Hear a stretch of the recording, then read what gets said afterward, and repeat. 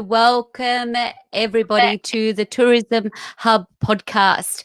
I am thrilled to be here sharing this lovely Saturday afternoon with you for a behind-the-scenes recording of the next episode of Tourism Hub, a podcast to inspire action among the experience makers, destination makers, place makers, and entrepreneurs of this wonderful industry of ours. Now, we are streaming live. If you have joined us, please come along for the conversation. We have an exciting and a very special guest that's joining me this afternoon. Ask questions, aha moments, share them. We'd love to hear from you. And speaking of my special guest, this is someone that is definitely, when we're talking about action takers as well as business makers and opportunity creators, she is someone that's very special and someone I've really had the honor and the privilege to work very closely with in the last 5 weeks now. 5 weeks, it's gone so quick, and beyond. Now, who I am about to introduce you to, she was actually my very first Tourism Hub podcast guest. So if you go back in the archives to the very first one in 2016, you will hear all about Liz Ward. Liz, she is a digital strategist known for her work in building capability in the tourism and small business sectors. This is why we are so aligned, and I love working with Liz. She is an incredible game changer through her innovative training and mentoring approaches and the many strategic projects she has formulated and really led the way on.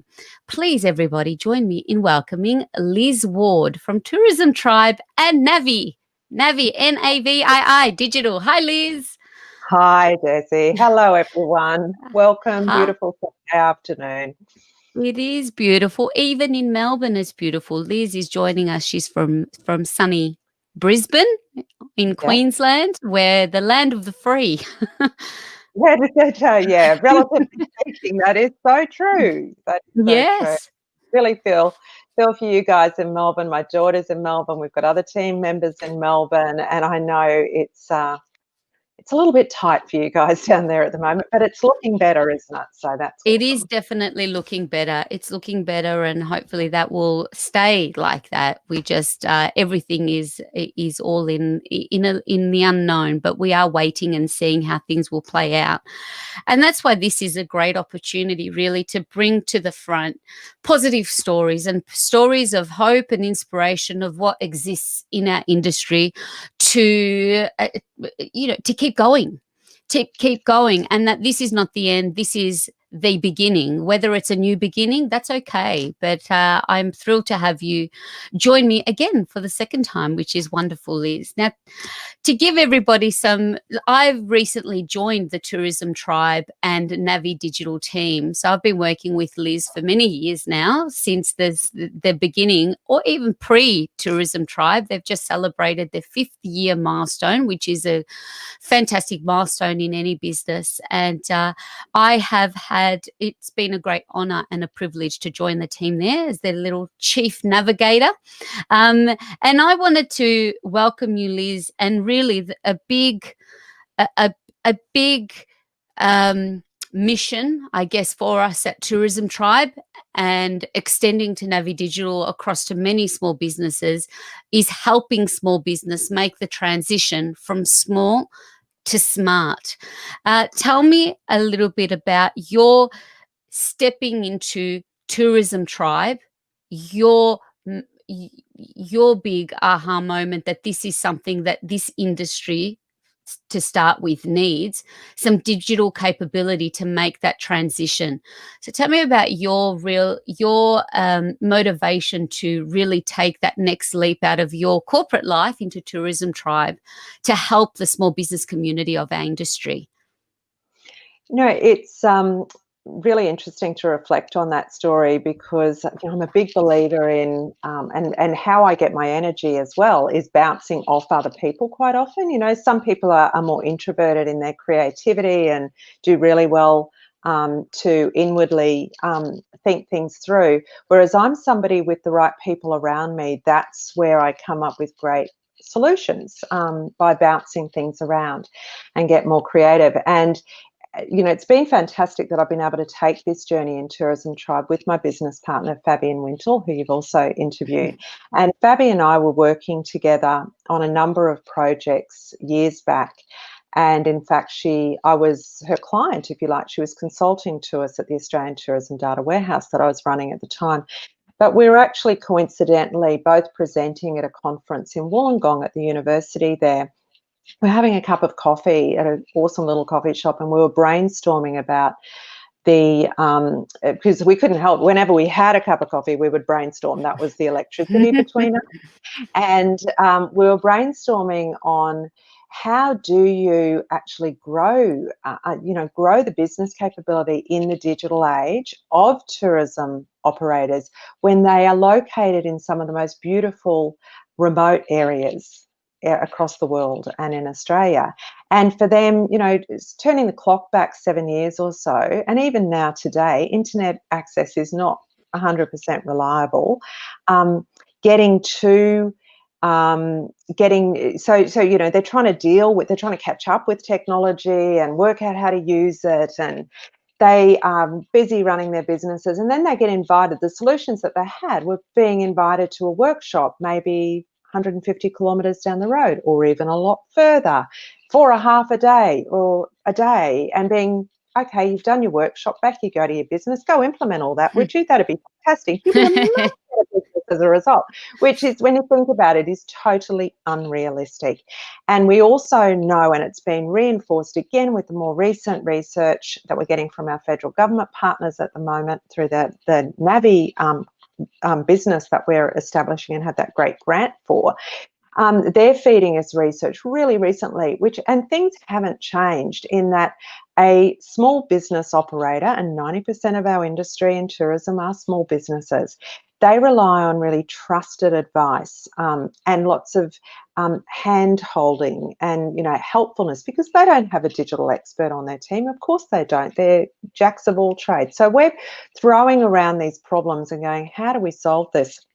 What could we do to make a difference? Because we're both really motivated to make that difference. And that's when we came up with Tourism Tribe and said, let's provide the support that they need no matter where they are located, because there's a whole stack of people out there we want to see succeed in tourism. We want them to achieve their lifestyle goals as well as good business goals. And so that's when we came up with Tourism Tribe and said, we'll take the support and the learning materials to them, because we knew that the internet capacity was growing all the time. And even if it wasn't 100% at that point in time, it's been increasing and improving all the way through. So we pitched the idea as we were developing the website, and the idea to have all these great learning and support resources and online training running through it, specifically for the tourism sector, because that's the other thing we know based on the research and our learnings, is that small businesses need to see learning materials and examples that they can really relate to. You can't just generalize this. It has to be relevant to their type of business, and that's what switches it on and motivates them if they can see another business similar to theirs doing it well. So we pitched the idea by making a simple little video for the UNWTO, United Nations World Tourism Organization, seeing a tourism operator being supported online by a digital expert and helping to sort out the basics of their website and their e-commerce and different things that they needed to be successful. And if we got shortlisted actually into, or were in that runner-up group for innovation in their awards that year, so we knew we were onto something. And that really motivated us to push forward. And, we started slowly. In June of 2015, we went out, people were really interested in it, they came on board immediately, and then we just kept learning from there. And a business mentor of mine said to me last year, she said, "Oh, geez, you're working hard, aren't you?" I said, "Yeah, we sure are, but, we can really see as we're evolving this product and making sure it meets the needs that it's working. And we can see the difference it's making for these business operators." And she said, "You know what, Liz? When you are building a business, it's a bit like building a jumbo jet," which, of course, Qantas have just retired their jets. Mm. But it's like building a jumbo jet. It takes 5 years to build it and get it off the ground, and then when you get it off the ground, it just soars. So you're so close. You are just about there. You've lasted this long as a business. That means you will soar. Just get past that 5-year mark. So that was really encouraging, and I'm not sure that directly answers your question. It probably goes a little, in a sort of a roundabout way to do that. But the motivation was to take the services to them rather than them coming to a central place, and to have ongoing help because they don't have a digital expert on their team. So if we could become the little digital expert that they could tap into at any time that suited them, that was a problem that we could solve. And that's what we've been able to do. Oh, and you've been able to do that very, very well. And I see that for anyone else that might be considering a business or a career change at the moment, what I love with what you've just shared, this is something like based on a collective of experience and your own intel, that sometimes you just have to follow that feeling as well, and then you had the support of data to back that up. But having that having that that intuition that there's something that's missing here, and we could do things better in our industry that can propel you forward and not to be ignored as well, because you can have a coffee and discuss ideas and do nothing about them either. But the fact that, starting from a coffee chat, this beautiful business evolved. I hope it inspires many that are listening or tuning in and watching us this afternoon.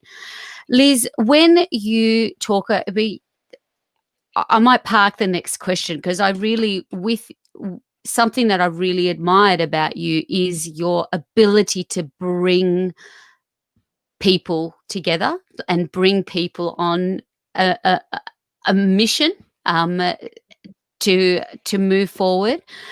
And when businesses, particularly small businesses, remote or regional, or any tourism operator, when they're making that transition from being digitally, having the digital capability, or having, making that pathway to creating digital practices, what would be some three key pieces of, or three critical steps that you could share with us that could help them do something right away? And I need to kind of jump to where most small business operators sort of jump to first. If you ask them the question about what do you need to make your business more digitally savvy and to make the most of opportunities that are out there through technology, nearly all of them will talk about digital marketing. They'll talk about, I want to get more sales online. I need Facebook ads. I reckon that's what I reckon I need. Yeah. And that's okay because that's what they hear the most about. And God, Facebook is the best advertiser ever. So of course they just hear lots about Facebook ads and that they should be doing them and that this is going to drive their business. And there's so much merit in that thinking, absolutely. But what we have to do is kind of take them back in a sexy way to the non-sexy stuff, because there's no point. They're just going to be throwing their money away if they go slam up a Facebook ad and that their business is not ready for it.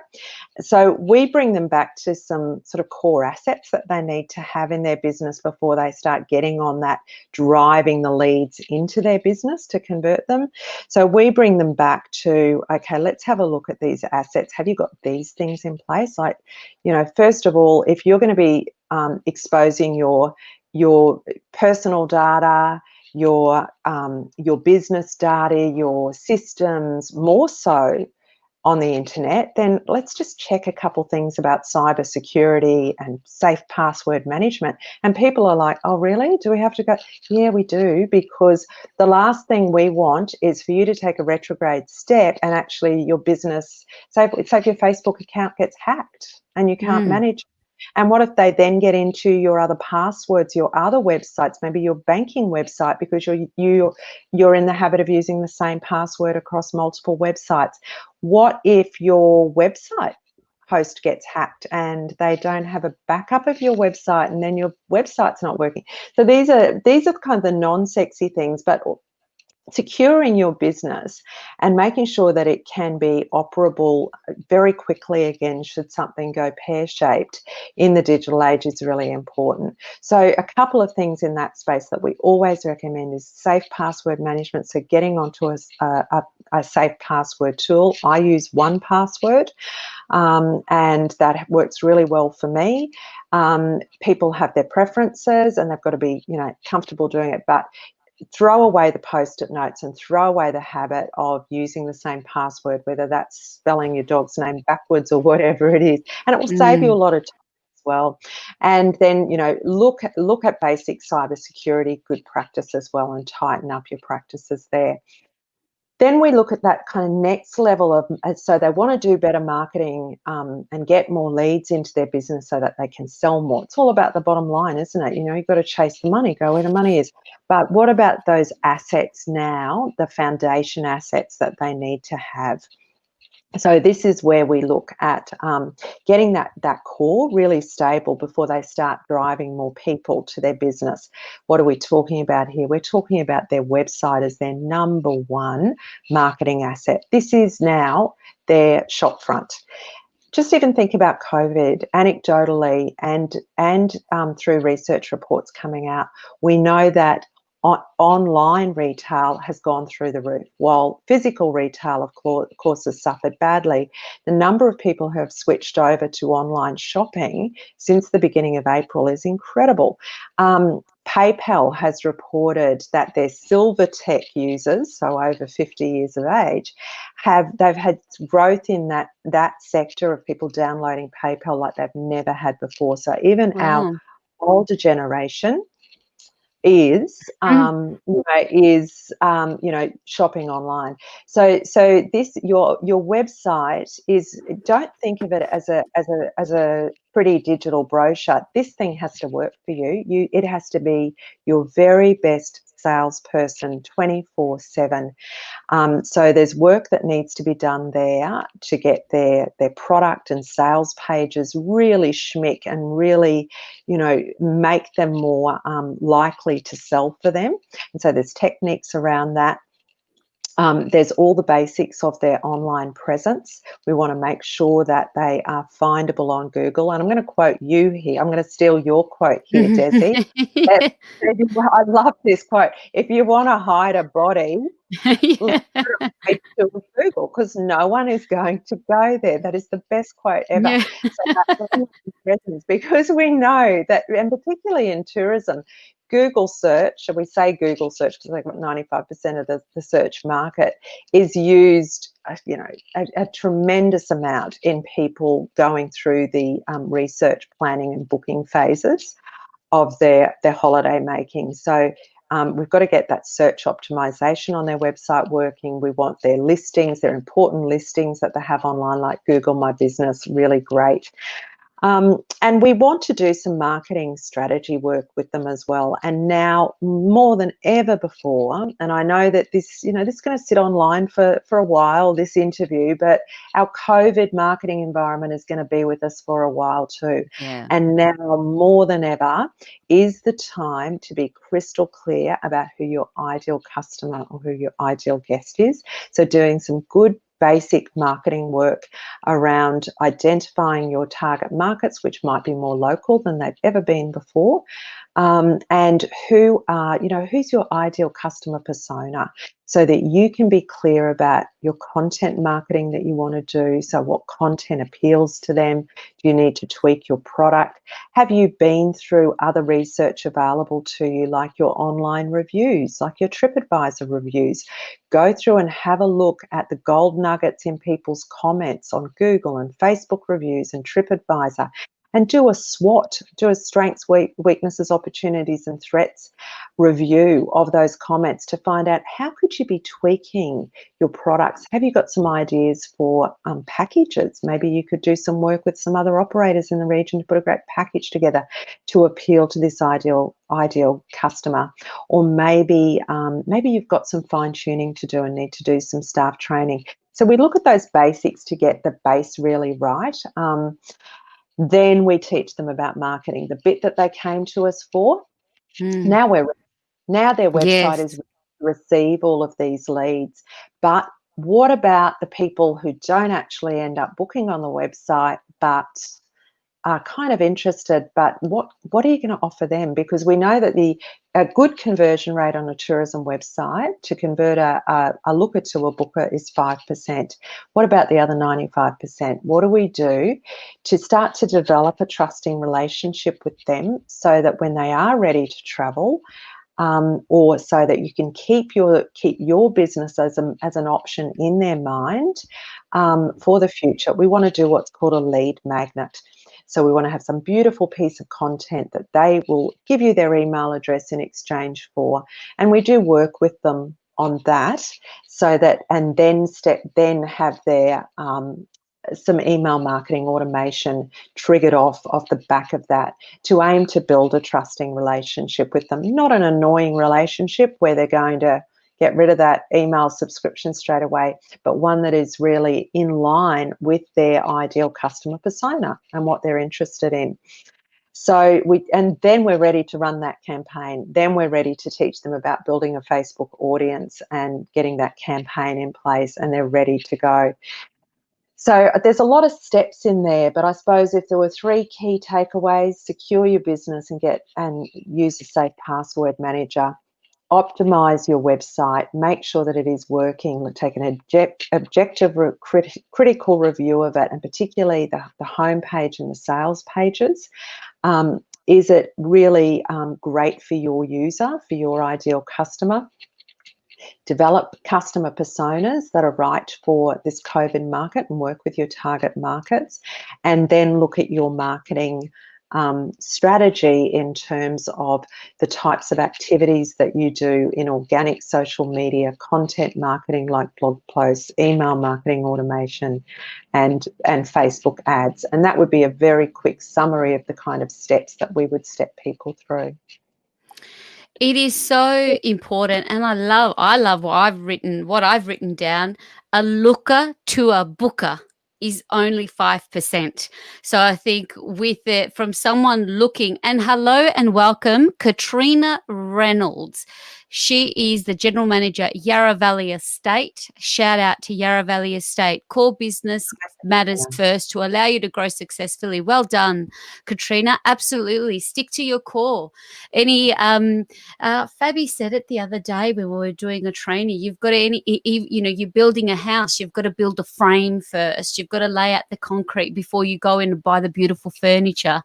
So that is something that looker to a booker, only 5%. So the 95%, if we're not doing something, we're losing. We're leaving a lot of opportunity on the table. Tell me about, in light of COVID and your inherent mission to support and help, you were able to quickly develop upskilling in our industry to help take businesses through the foundations, like the entree, the entree and the main meal and dessert of what it takes to be smart. Tell us about do you like that?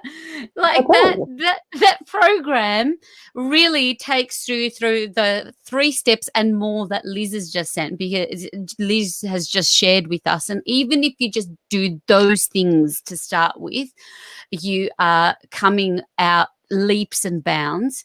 But in terms of like how you are putting this in a framework to help businesses take them on the journey, when a lot of our small business community is quite isolated, working on their own or in small teams. So tell us how that program evolved from the upskilling to what now is going to be a newly launched digital business keeper. I'll tell you what happened, and that it started with, in terms of our journey on this, is the last time I was outside of Queensland was the last week of March. So I'm over the border down at beautiful, gorgeous, beachy place that we go to a lot called Yamba in northern New South Wales. So shout out if anyone's from the northern New South Wales coast, you'll know exactly what I'm talking about. We are Yamba files. We love it. And we were there for a week and had friends stop, and it was awesome. In between, when I wasn't being rude to friends, I'm sitting there and I'm just getting my thoughts down into like a mini white paper that we then shared with the industry about how to respond in a disaster, because I was thinking about COVID as a disaster, and I just had all this stuff in my head, and I was sort of like marketing best practice and these sort of steps we were talking about, and I wrote it down into a report. I'm there, tap, tap, tap, tap, tap. Anyway, and then so I had a lot sitting in my head, and then that following, just immediately that weekend, we got that report out, and then the following weekend, ScoMo says, cancel your holidays. You're not going anywhere, it's stopping. And that was, I think, the last weekend of March. And on the Monday morning, the team and Fabi and I got together and we said, how do we respond to this? What do we do? Because this is going to be crippling to the industry, to the tourism industry. What can we do? We said, well, we need to do something that is immediate. We need to do something that is going to make best use of this lockdown period that we are now forced into. So what does that look like? That looks like an online program once a week for the 12-week period of lockdown, where we're delivering this really helpful advice through online learning, workshop, and support. We've got to give them hands-on support. So let's do a weekly support session, and let's give them access to the Tourism Tribe Library. So we had, we had the wherewithal to do that. So we formulated the idea, and the next day on the Tuesday we launched it, and then we played catch up, and we went live with it the following week. That we played catch up every week over that 12-week period, then creating the content for that course for the week. And we called that Upskill During Lockdown. And thank you to my daughter Alex for coming up with that name for us. So it was just brainstorming happening everywhere. And it was amazing. People jumped on board. They told us that this is really good because it's keeping me motivated. I'm talking to other tourism operators who are in the same position. They might be on the other side of Australia, but they were making connections and sharing. They were doing what we set out to do, which was to upskill themselves and improve their business during this shutdown period. So it was tick, tick, tick. That's great. And then before we knew it, we were running a second intake just for South Australia, because the South Australian government was also very quick to respond to their industry. They put money on the table to South Australian Tourism Commission and said, do something with this to help your industry. They came to us and said, would you please be one of a couple of suppliers who runs a program for our industry? So we had an intake of nearly 200 South Australian tourism operators that we started a couple of weeks later. Then we did intake 3. At one stage, we had 3 intakes running at the same time. It was hilarious. You could use that word there. It was crazy, but it was fantastic, because even though we were tired, what we saw was people being motivated, connected, and upskilling. And it has been so rewarding to see them make the improvements of those foundation things that we just spoke about. And it's been varying degrees of steps that they have taken, with some of them now reporting, I've developed my lead magnet. I've now built a database in a couple of weeks of 350 contacts that I can now call my own and start to, connect with. I've put live chat widget onto my website, and I'm finding that people are engaging better and, asking questions. And, I've started posting in the way that was suggested on social media, and I'm getting much better engagement than I've had before. So just any of those pieces of feedback drive us forward then with the next evolution of the program, because as COVID evolves and as we learn what's working, as we take on the feedback, we go, well, what is the right format for this program going forward? So that is where we're up to intake 4 of, no, it's actually the 5th if you include It's SATC. 5th. Yeah. At the moment, which is upskill for tourism recovery. And what we launch next week, what we commence next Wednesday on the 9th of September, is what we're calling Digital BizKeeper 101. Because one of the things that we saw was that some operators, it was a little bit much for them. It was a bit too far of a journey in the one program. There were some that those foundation pieces, and even their digital literacy, their confidence with moving around online tools and different applications that are available to them, it held them back. It became a bit of a blocker, and they were like, oh, I don't know how to get into that. And whilst we were there to help them with the tech support, they felt a little bit blocked. So what we said is, let's separate this into more of a foundation program and allow them to bolt those things down first in a nicely paced way, and then let's offer an intermediate level course. So that's what we're doing. We've gone Digital BizKeeper foundational course, which is a 101, and then we'll do the Digital BizKeeper 202. And yes, we do live intakes, but with these programs, we also, you have the opportunity to do self-paced as well. So if people are not available on Wednesday the 9th or each Wednesday to do that live course, that's okay, because you can get to it for life on your dashboard on Tourism Tribe in the future. You can get to all those learning materials. So it's been a journey, and it's been hectic, and it's been so rewarding. So it's been great. It's incredible, and we talk a lot about digital transformation. For me to come and join you on the back of these intakes is something that we have really, it's been incredible to see these businesses really make it, not only come to upskill and learn, but develop and do the work in their own businesses to see these outcomes. And it's very exciting, very exciting. Now, the other thing that I thought, you've had a rich history, you have rich experience in the corporate world. Now coming in and being able to have seize moments of change and recognize an opportunity to help your industry and turn something around that quickly. What would you say? I mean, is that something that you think you could have done in previous roles that you've had before you started? Because I think the benefits of working in small teams and having a small business, just the turnaround of making, and I guess what I would love to inspire others, that just to take that quick action, like have a go, and if it doesn't work out, that's okay. You'll learn something.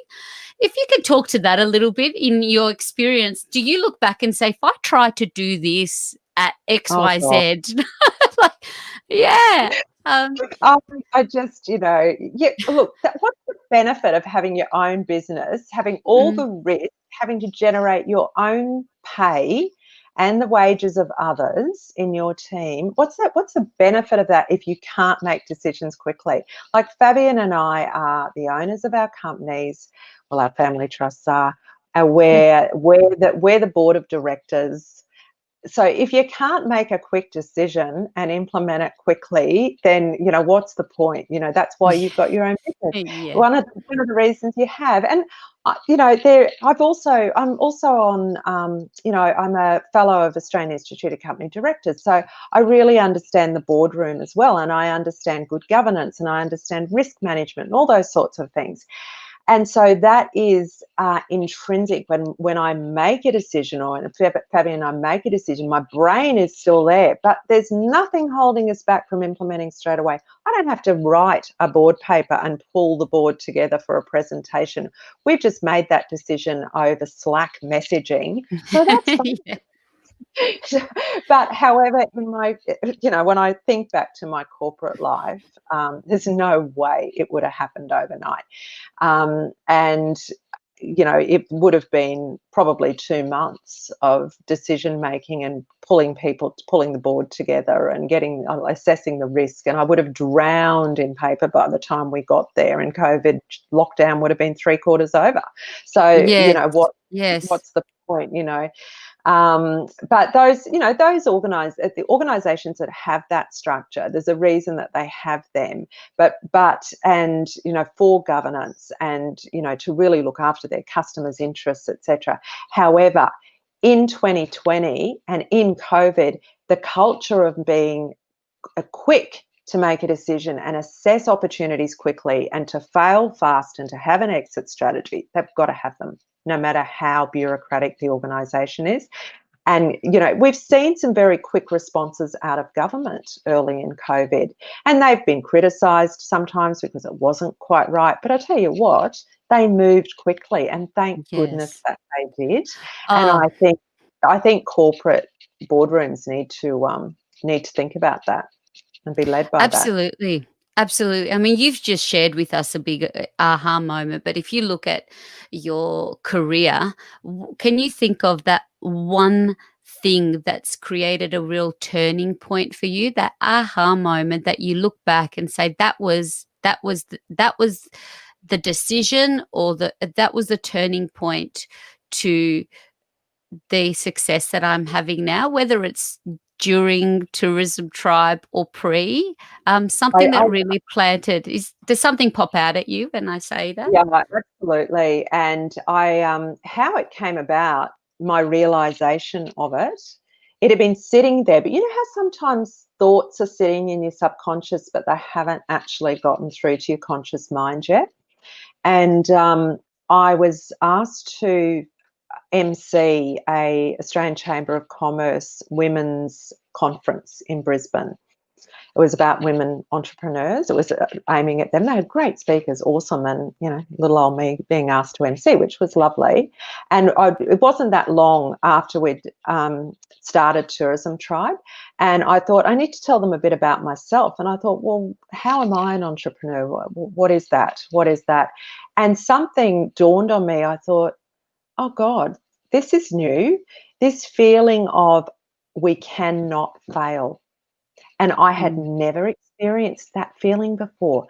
There was 100% confidence that we will succeed on this business journey, knowing that there will be changes because of challenges or things we don't quite get right. We will adapt, we will change, but we will not fail. And I had never had that 100% clarity and confidence before in anything else I'd ever done. And I wonder if that is the mindset that a great athlete has. I don't know. And I'm not saying I'm a great business person. It was a whole new experience for me to have that mindset. And it just happened as a result of all the elements, I think, coming together. That I believe that we will succeed. There's no doubt in my mind that we will succeed. And I don't know exactly what that's going to look like over the next few years, but we will just keep adapting until we do. So I just had complete and utter commitment to success. Now, I wish I knew what the secret sauce was that happened. I think it's just a combination of things, and somehow I made that decision. So I wish I could tell people how to get there. All I can say is put aside the thoughts that don't serve you, and accept that it will not be a perfect path, and that you will always work to find a quick adjustment to get there. But I was just going to say one more thing, and one thing that I think did really help with that is we were so clear from the get-go on the legacy we were trying to leave, that vision of helping tourism small businesses, regardless of their location, being able to take the service to them. And we're so crystal clear on that, and that is still the same vision, which I think of a vision as a legacy. I think if you look back, 20 years, imagine 20 years forward, and you look back on, what good did you do? What were the outcomes? That should equal what the vision was. So I think it could be something to do with that as well. You go through corporate planning days. We've all been tortured by those. And sometimes they're fun and sometimes they're less fun.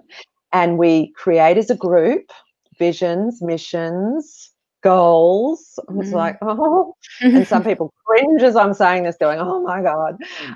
And we go, oh yes, I can own that vision, I can own that mission, I can own those goals. But does anyone really keep them up? Yeah, no. Just be your own business. You're in control. You are steering the ship. Own and love that vision, and know that it's something that you really want to leave behind as a legacy. That's probably at the heart of it, I think. Oh, so much goodness in that. Because I love you had shared that when we went through this new chapter with Tourism Tribe, and we'll talk a little bit about Navii, but in that legacy that you said, I want to know that when I'm sitting, I'm on the rocking chair looking back, what is it that I will look back on and be really proud of? And I love that reframe of vision being what is going to be the legacy, the footprint that you'll leave behind on this world.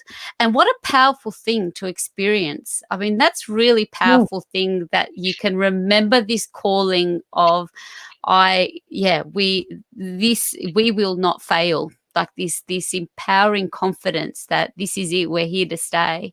There's a lot of, I mean, we even spoke to two very prominent leaders, particularly for women in business. I haven't quite heard of any of our brothers really deal or verbalize imposter syndrome, but I have certainly heard it come, being verbalized and shared of, like, I suffer from imposter syndrome. I have even students in my diploma course, like, I've got imposter, and I'm like, what is this thing of imposter syndrome? And maybe I know what it is. I know what it is. Absolutely. Yeah. I've experienced it a lot. That it's enough self-doubt that you wonder if you should actually be there in that role. It's enough. Yes. And the most surprising people have it, and more people have it than should have it. And, no one should have it, because if you're in the role, someone believes in you. And but it's a thing. It's a thing, and we have to learn to live with it, and keep reminding ourselves of how we can deliver the outcomes and what we're delivering. Stop thinking so much about our characteristics, and or things that might have been holding us back from our past, and think about the next step I'm going to take. I'm going to take it in this way, and it is going to be delivered in this way, and it's going to get these outcomes, and I'm going to focus on that. I'm going to focus on my next step that I'm taking, because that's the negative self-talk. It's such an energy sucker and a brain time sucker. While you're spending time thinking about that, you're not thinking about the next step. Yes, the good legacy stuff. I love that. You said get rid of things that don't serve you.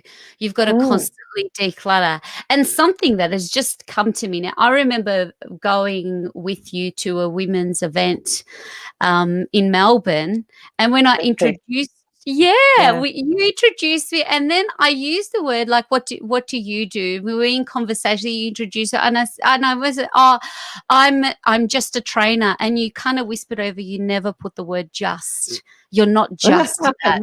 Oh, Own it, yes. Despina. And I was just like, "Oh, yes." Like it is a disempowering to say I'm just, no, you're not just that. You're so much more. So that was a very good thing to share with everyone. More, Liz. That is some really good stuff there, Liz. Yeah. And in Lose, yeah, can I reinforce that, Desi, for everybody? Lose the just. lose Even the when dust. lose Yeah. the just, even when you start an email, I'm Mm, just checking in. No, I am checking in to see, have you had a chance to look at that proposal yet? We're dead keen to do the work. So, we're dead keen to lock down the details so that we yes. can work with you to get the outcomes you're looking for. You're not just catching up because you haven't settled it. So lose the just. Every time you go to say it, every time you go to write it, Ah, it's the new it's so, but. The oh, yeah. just. Yeah, lose the just. You got so many quotables out of this, Liz. That's true. It's not just when You you're can say talking it. about it's not when it's it's not when you're talking only about yourself, but even that makes a difference. Catching Yeah. yourself. It's not only when you're talking about yourself. You um, also when you are communicating. Mm. Glenn, the wonderful Glenn, Alba Prine, shout out to Mr. Glenn behind the scenes.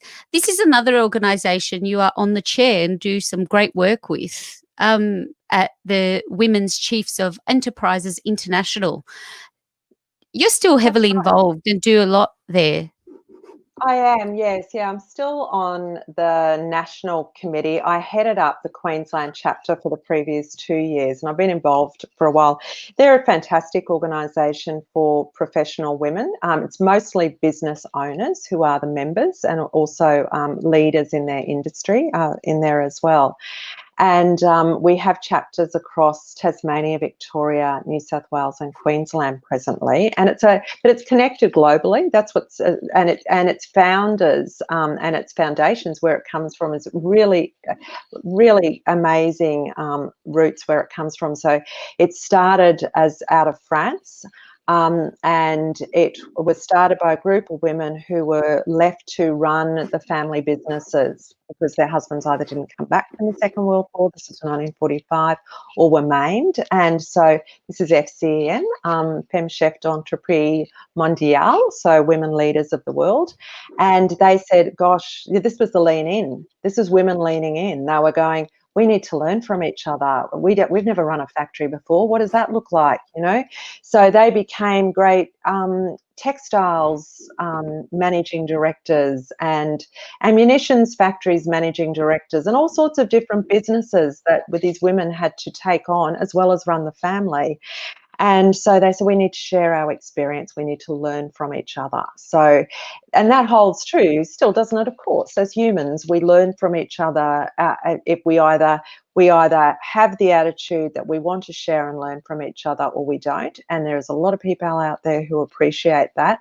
And so this is the Australian version of that. So it is connected internationally, and we do some really good work internationally too. I've been working on an awesome project with a project team of a mentorship program for the Indian Ocean islands of Mauritius and Madagascar and Wow. Comoros. And yeah, so there's money that they got through Australian aid, through Austrade.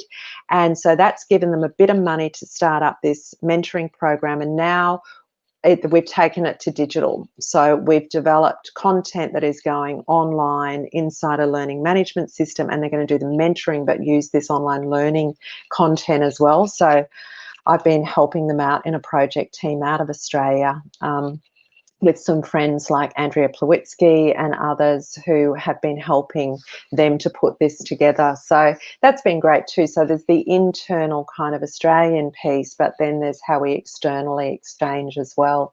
And normally they have great international conferences and things too, but of course that's not happening right at the moment. We've got lots of online events that we've been having. So I've played a bit of a role helping them with the whole let's take this on to Zoom. Online. Yeah. So it's Ah. been good. Oh, really good stuff.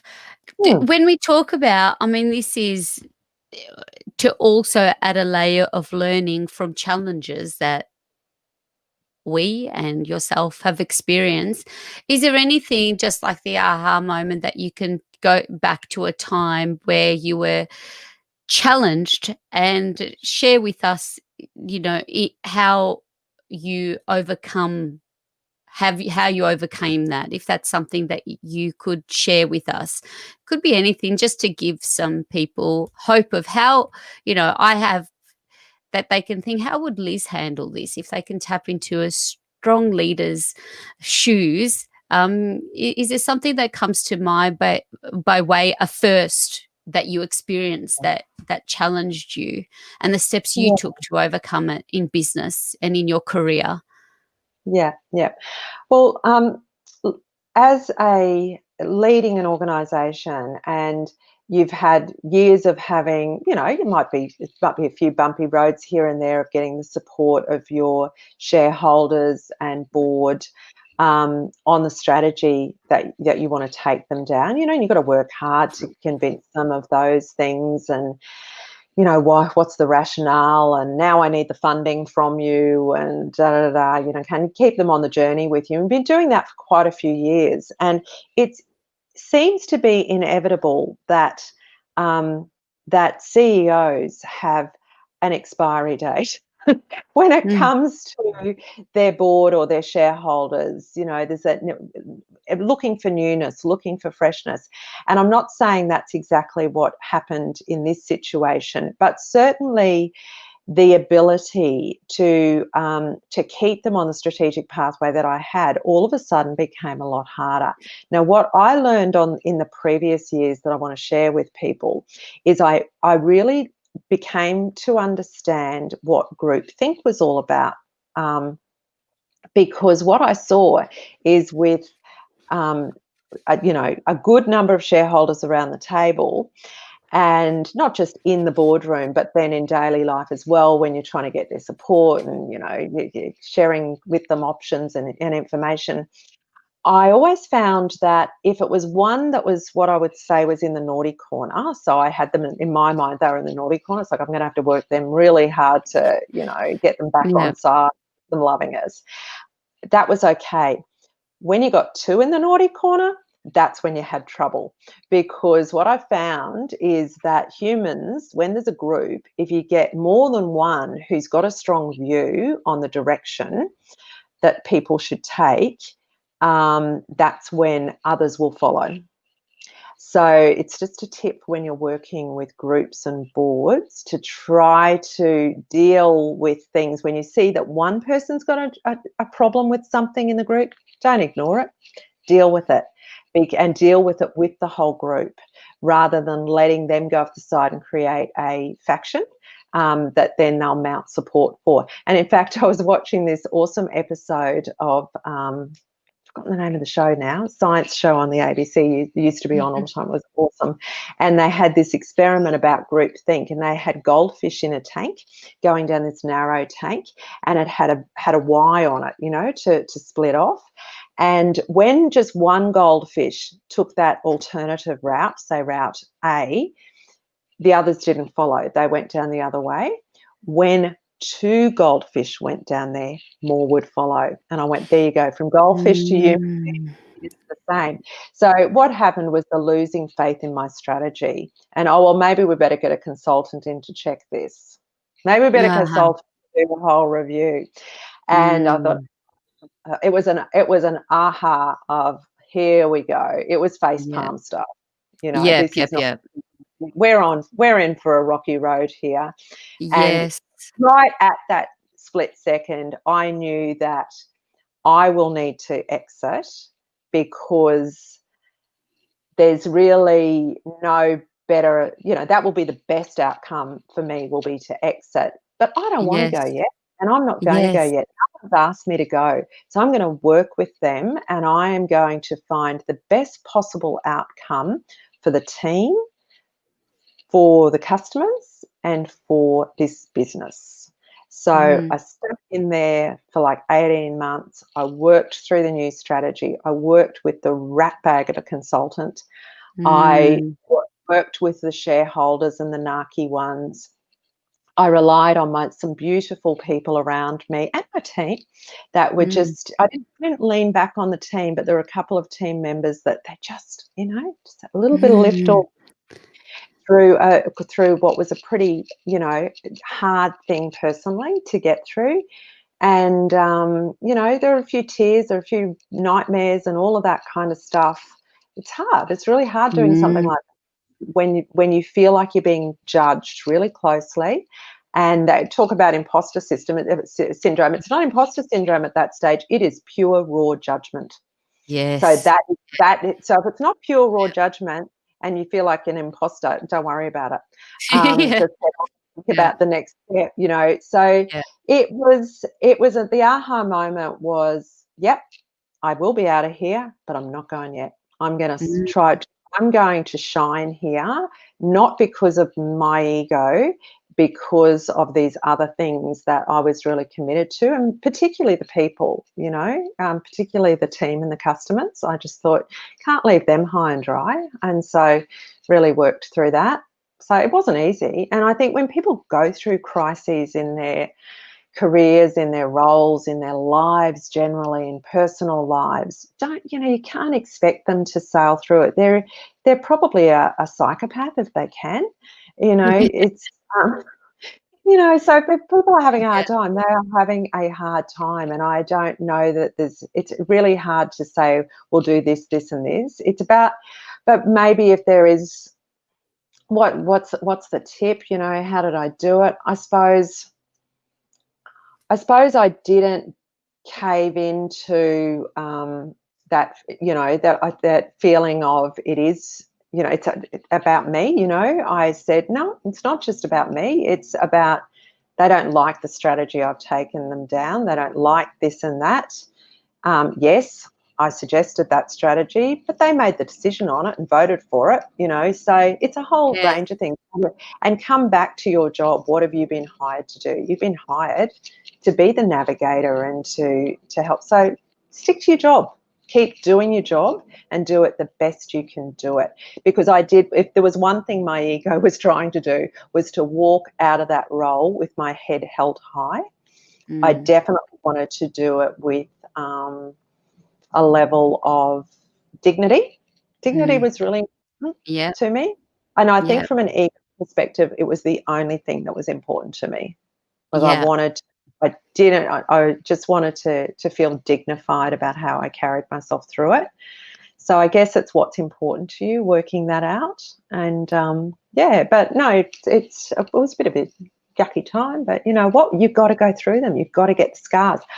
And I don't know that you can become a good, a solid, or rely on yourself in business enough and have the confidence to take the knocks and the challenges unless you get the knocks and the challenges. It's Oh, bruises.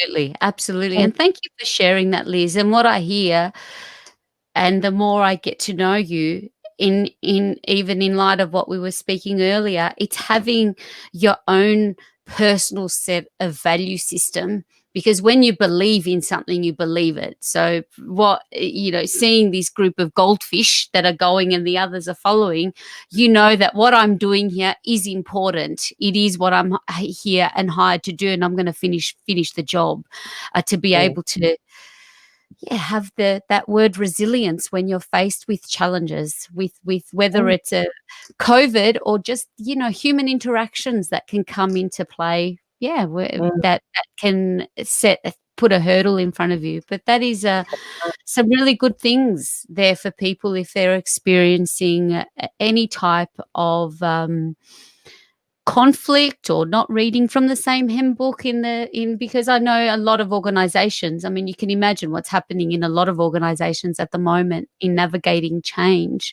that would, and the other added challenge that we can't be in the same room together, which can be, it's not over, well, for certain states anyway, that can be another challenge into itself if you are working on significant projects and you can't get in a room together and doing it in different ways.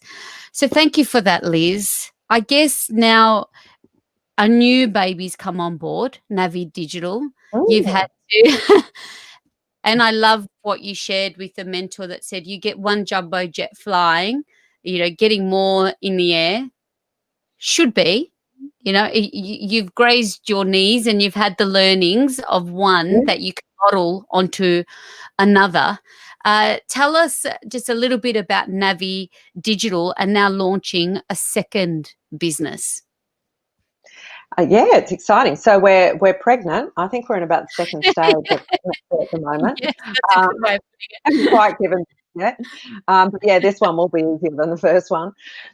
So we saw the tender that went out. There was a task force, federal government task force was put together, headed up by the entrepreneur Mark Boris. He had led the task force committee, and there was some, great brains around that table who were looking at what is holding, for those businesses that feel they are held back from adapting to the digital environment and using technology as smartly as they can, what was it that was holding them back and what would be some solutions? So one of their recommendations was to find somebody in the private sector who could empower small businesses to take the next step when it comes to digital adoption. So, we know that people are at varying stages of digital adoption, but generally speaking, if you look at a typical bell curve that's got 65% in the middle, on one side of that bell, you've got people who are on the drop side of it, you've got people who are early adopters. So they've put their toe in the water, they're using digital tools, but they're not at the leading edge with that. So, it would be about helping them to take the next step. Then there are the slow adopters. So those that are just starting, they've got the recognition, they know this is important, and they're just sort of grazing their knees, as you say, a little bit with digital, but haven't really got their business digitally transformed at this stage. So the task force recommendation was to find a private sector company who knew what the great methods were and had the wherewithal to be able to help small businesses to do that, and that they would federal government would be an investor in the startup of a non-government organisation to do that.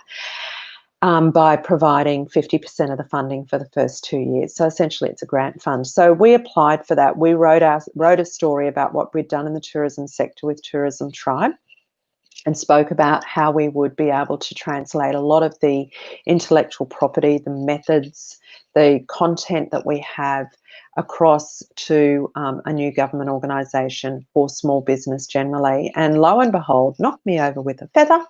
They said, little old small business, you can take on this small business challenge. And so we are the recipients of that grant. So that's amazing, and we feel very privileged and ready to do it. And that's the thing, Yes. we wouldn't have been ready.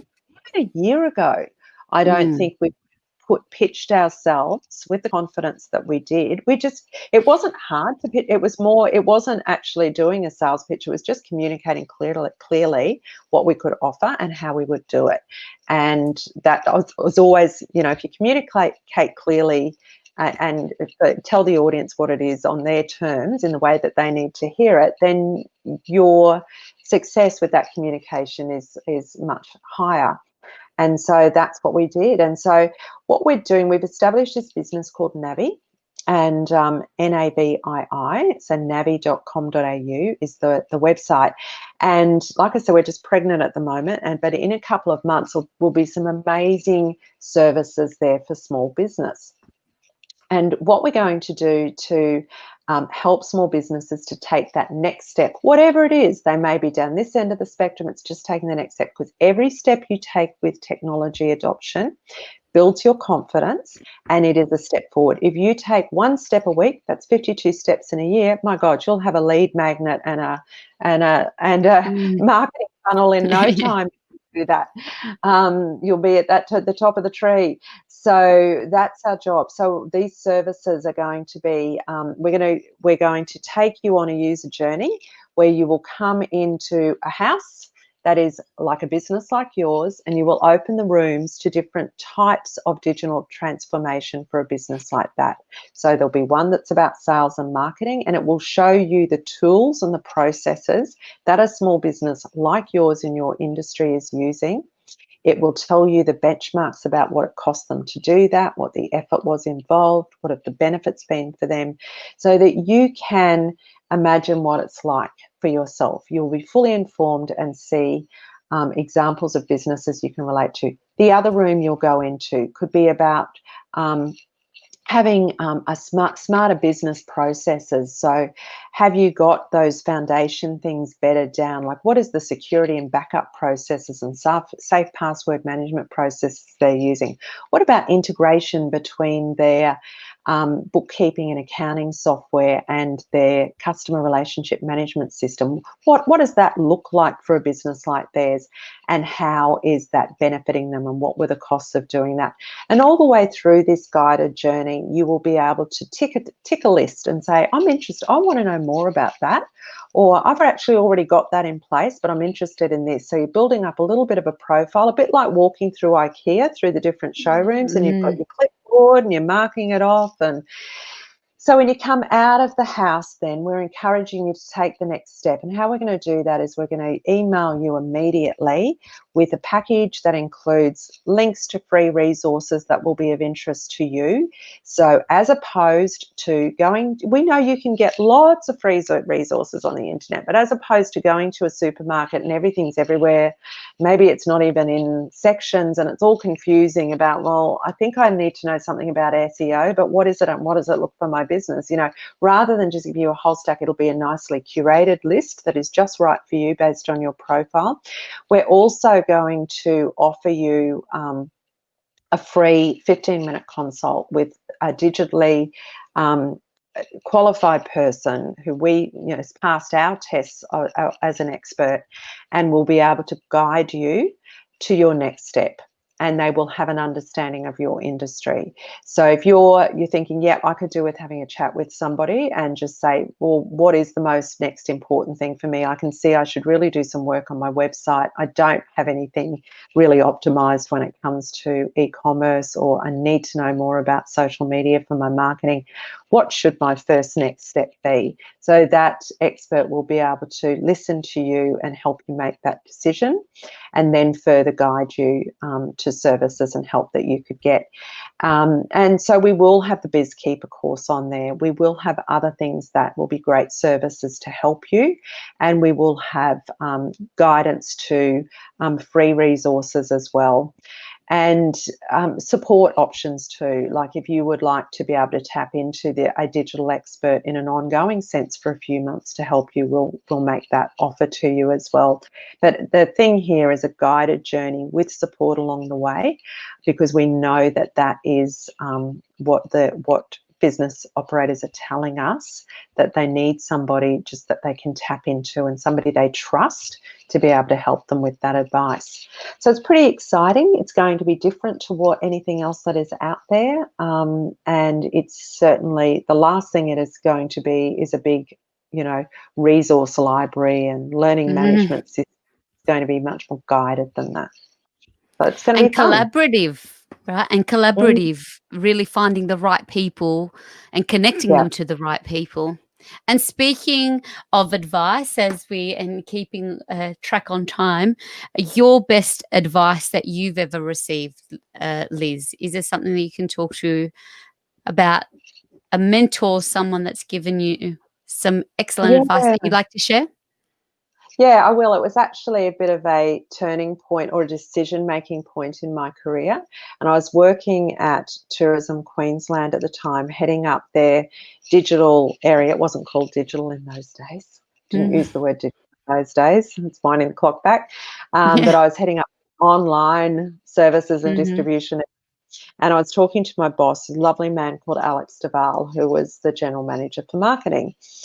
And we're having a chat about career going forward, and we were talking about sort of generalizing in terms of management in tourism business generally, because it was all kind of thinking within tourism or going down this technology pathway.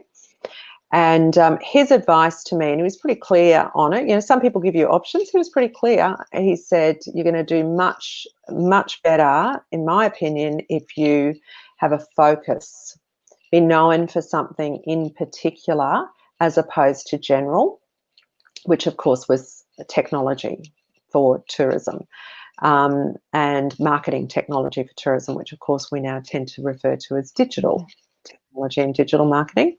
And so I actually took his advice on that, and stayed on that pathway. It felt at the time a very lonely road, I can tell you. I think I would have been one of the only women, if not the only woman, in the tourism industry at the time who had an interest and a senior role in that area. I had no contemporaries who were females at the time. It was very much a male world because they came out of IT and technology degrees. Of course, I met Fabi later, who was a Mhm, different. yeah. She was the female. She was the female male nerd. You know who I was Yeah, mixed. yeah, Yeah, yeah. and so and that harks back, doesn't it, to know your niche. What are Mm. you? What's your special thing that you offer? So in any business or in your career options, what is your unique selling proposition and what is your niche? Might even be a micro niche in your business. So that's what that talks to. And his advice, he didn't describe it as that, but that's what it was. And I think that was really good advice for me. Really good advice, I think, for the career building side of for so many humans of tourism, building those blocks and career stacks, as you called it yesterday, with marketing stacks, but also your personal brand of what you're known for. I think that is really, really good advice and something that people should be mindful of. A personal habit that contributes to your success. I know you do. You have a great morning routine. What would be like? Could you share some personal habits that you do on the daily that you think are real contributors when you don't do them and you can see Oh yeah, yeah. it? When Yeah, when I affects. do reasonably hard exercise for a few days, oh, it's like, what is wrong with me? What is wrong with Yeah. me? And that I need to move my body, and to do it in a fairly, fairly full-on way. So I do spin classes and weights and things that really do push me physically, and they make me feel great, and they are. It's for my brain as well, because I Mm, find when I'm focused on that, like when your legs are killing you and you're just like, oh, I can't do any more. When that's going on in your head, I don't know about you when you're on your morning runs, mm, but I'll all of a sudden realize that there's part of my brain that's back there somewhere, because it feels like it's back there, that is yes, working on a problem.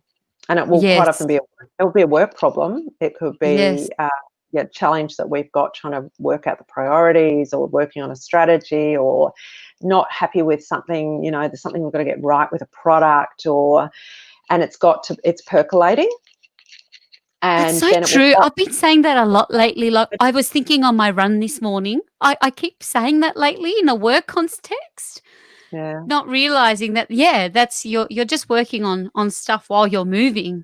Yeah, Yeah. which is great, you're Yeah, not yeah, thinking yeah. about it deliberately, and your brain is doing the work for you, and so exercise Mm, is my key to that, but it also just makes me feel good and gives me great energy. When I do that in the morning, I am kick-started. By the time I've had that first coffee and a healthy yeah.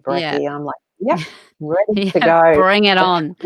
I might peter out a bit later in the day, but, it's great stuff.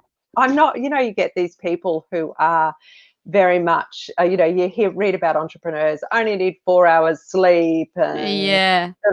I'm like, yeah, that's not for everyone. Yes, yes, yes, You need yes. what you need. You need what you need.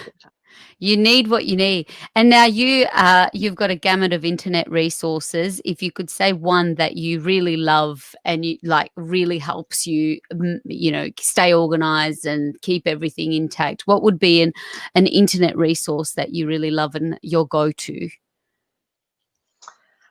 Look, I have to say two here. One is more organisation than the other, but the first one, I think, as a virtual team, which many of you are now working virtually at home, and that's a good thing, and we've always done it.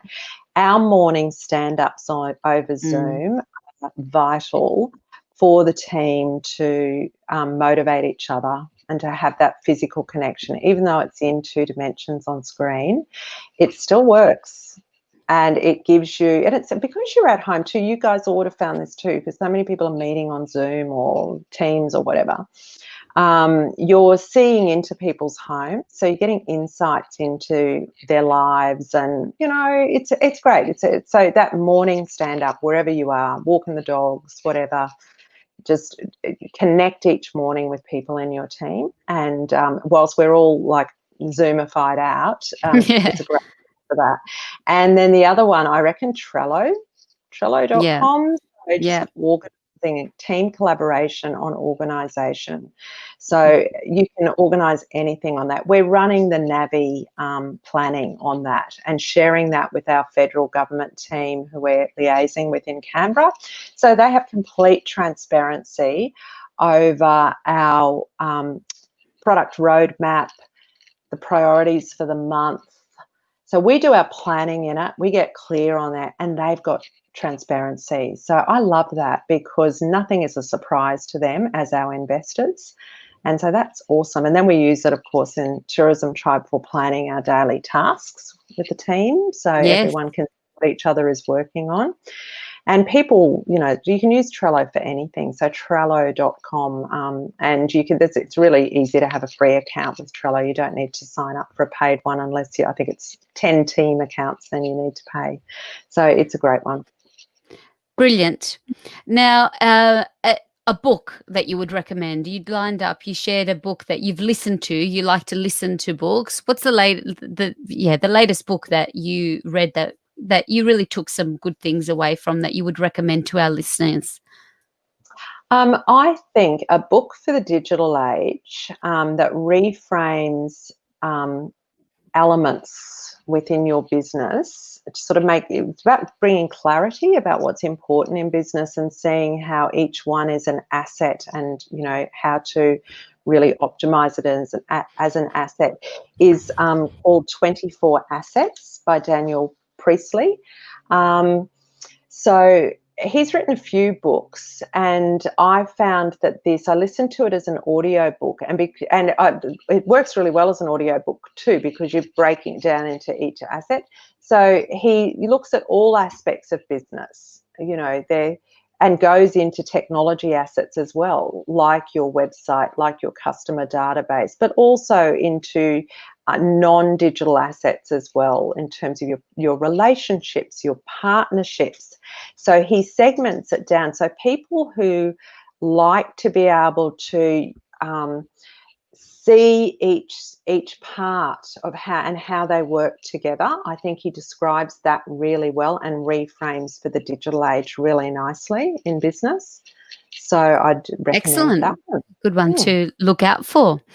Your parting piece of guidance or favorite quote, what would you like to leave our listeners on today, Liz, as we wrap up this? I could keep talking to you all day, and I've got, like, how lucky am I get to every day of the week.